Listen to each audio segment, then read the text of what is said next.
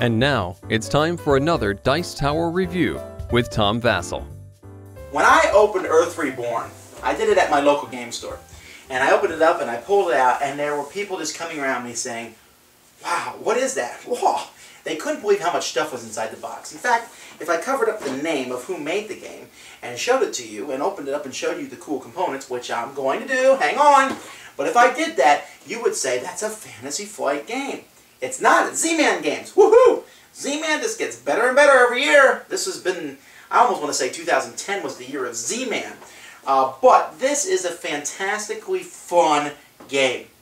The rules can be complex, although I like the way the game has scenarios in the back of the book, in their scenario book, and when you play through them, each scenario introduces you to a few of the rules at a time. So it's easier to get a grasp of them, very easy. So by the time you get to the end, you understand everything.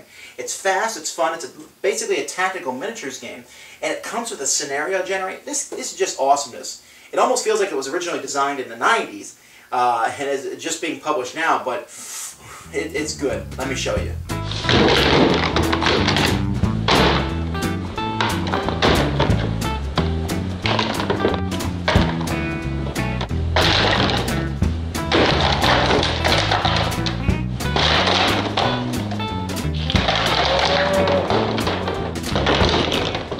You'll notice that I didn't dump out all the components there because there's just way too many components.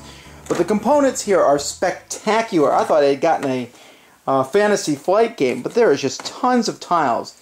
Now there is one dumb thing, and this is, I guess maybe some people consider it a minor quibble, but the game, when it comes to putting everything away, I had no idea where everything goes. You think it would be obvious, but it's not. And the rule book says, "We thought it would be a fun game for you to store everything. You know, if you're lost, look on our website." Well, I've looked on their website, and it says, at the date I'm recording this video, which is in March 2011, many, many months after the game has been released, and it still says, "Well, it will be here soon, have fun." You know, the people who buy Earth Reborn aren't looking for a puzzle game. Just tell us how to put the game away. But okay, be that as it may, what you're doing with this game is you're playing certain scenarios. And the rulebook comes with a pile of scenarios in it. In fact, I love how the rulebook works because it teaches you the different rules as the scenario goes by. So if you start playing from scenario 1 all the way to the end, you learn all the rules of the game. And they start with some of the more basic stuff. And so what you're doing is you're putting together a track here, basically, that will go around the board. And then once you've built this track around the board, you're going to fill it with different shapes and different sizes, and building a map. And there's also, you know, even if you run out of the scenarios, there's this scenario generator, which is really cool, and I don't see many board games, I really can't think of any other board game that has it. Then each player is going to pick characters for a side. Now this is the coolest character in the game here, but we have different characters. Apparently the history behind this is Earth is destroyed by what apparently is a cross between Google and Greenpeace.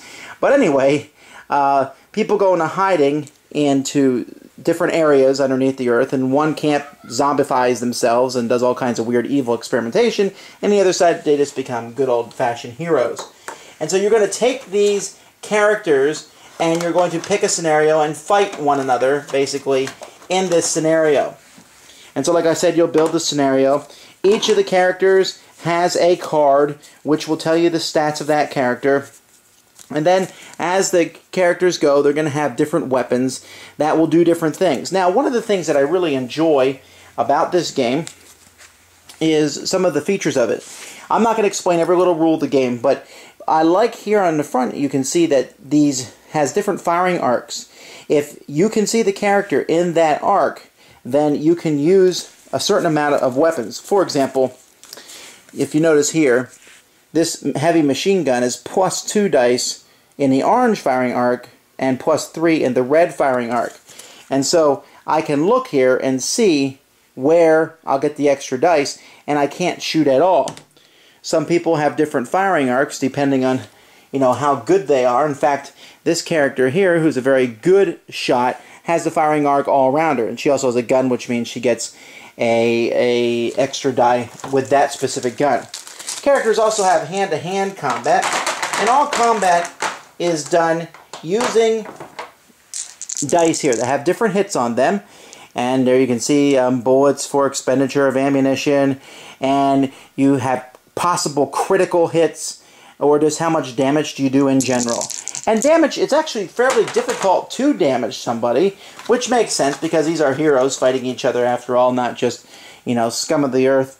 Well, I guess some of them are scum of the earth, but not just 90-pound weaklings. And so there's different rules for hand-to-hand combat. In fact, the hand-to-hand combat's simpler. That's explained in the first scenario. Then after that, they get to weapons. But then you get to different ways that the game will work. There's doors that can be opened and closed. There's missions that you're trying to get. Here you're trying to retrieve the zombie serum. And like I said, if you look at the character cards, it might look really complicated, but it's not. Alright, you simply will look at the different chart. It will show you how much dice that person gets on different things. You only need to use a certain part of the card, like you only go down to here if you're playing the basic rules. Then if you add guns, you add a little bit more. It might be a little cluttered. I won't argue that. But it is simple, especially if you play through the scenarios one at a time. And that's one of the things I like about this game. The only thing I could say that would be negative in that regard is if you have someone who's new to the game and you want to play some new scenarios with them. Well, there's not much that you can do there. You might get bored going back and playing through the same old scenarios. But anyone who's played any kind of miniatures game isn't going to have a real problem.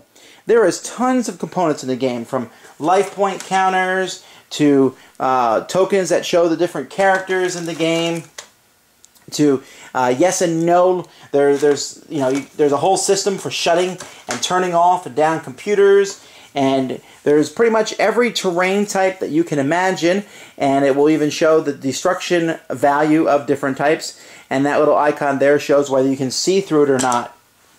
Again, don't try to learn the game from watching this review because there's just too much. Each player gets this shield which has all the different information that you'll need and with all the different weapons and characters and what they mean. But again, this really looks more complicated than it is. I played miniature games. I played games of this genre, Duel of Ages, and other fighting games of this type.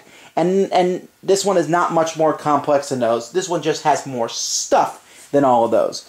So you go until someone beats the mission, and that person is the winner of that game and that scenario. You set up the next scenario, and you go on. Well, I really absolutely find this game fascinating, as I said.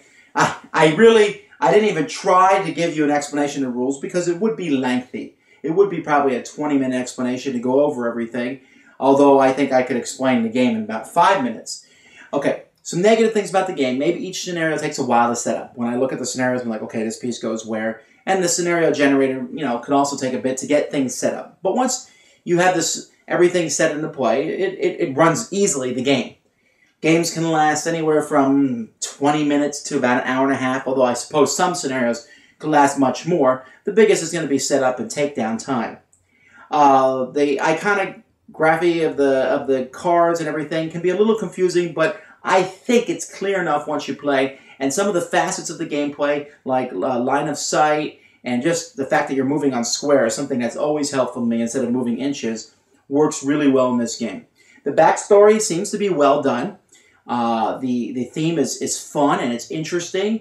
And unlike other games of this genre, where I sit as soon as it comes out and I'm like, oh, when are they going to come out with an expansion? This one feels like there was an expansion already packed in the box. There is a ton of stuff here. The only thing in which there's a small amount of is characters. There's not that many of them, but I guess you get attached to them and know how to use each of the characters as the games progress.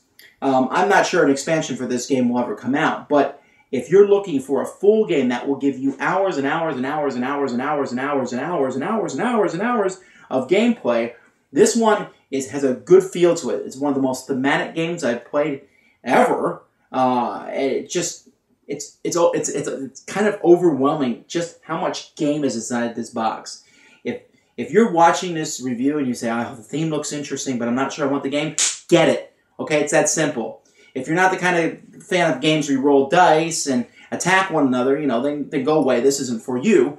But I just love it. Thanks for joining us today. For more written, audio, and video reviews, as well as the #1 board game podcast, check out the website at www.thedicetower.com.